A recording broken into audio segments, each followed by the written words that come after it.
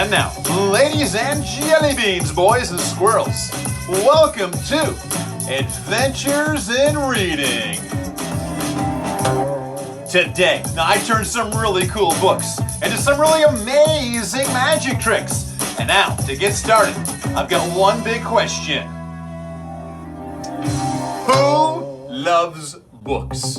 Go ahead and wave to me. I can see you. Just wave to me. That's lots of kids. Awesome. I love books too. And you know what? I also love balloons. And here's the reason why. Balloons remind me of books. Books remind me of balloons. You see, balloons have pieces and balloons have parts. And stories have pieces and stories have parts. You look confused. I'll tell you what. I'll show you what I mean. You see, every story has a part that's called a beginning. And every story has a part that's called a middle. And every story has a part that's called an ending. But wait, there's more. You see, every story has a setting. That's where and when the story takes place. Every story has characters. They could be people. They could be space aliens. They could be monsters. They could be something else. Every story has a plot, a problem that has to be solved, and every story has, of course, some kind of solution.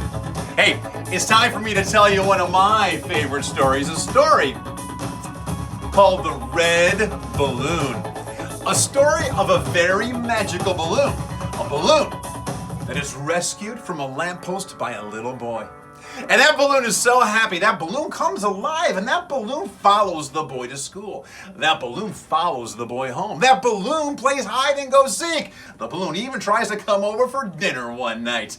Now, near the end of the story, a bunch of bullies, they find out about this magical balloon, and they chase it into a park where they kick it to the ground, and they stomp on it, and they break it into a dozen tiny little pieces.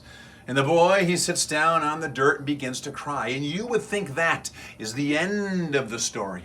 But that's not the end of the story. That's just the sad part of the story.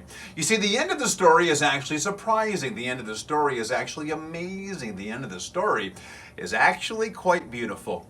And I am not going to tell you how the story of the red balloon ends, but I will tell you this. If you read the book, I promise you one thing.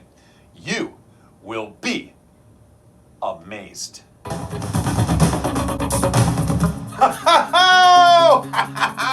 We did it! It's back together into one piece.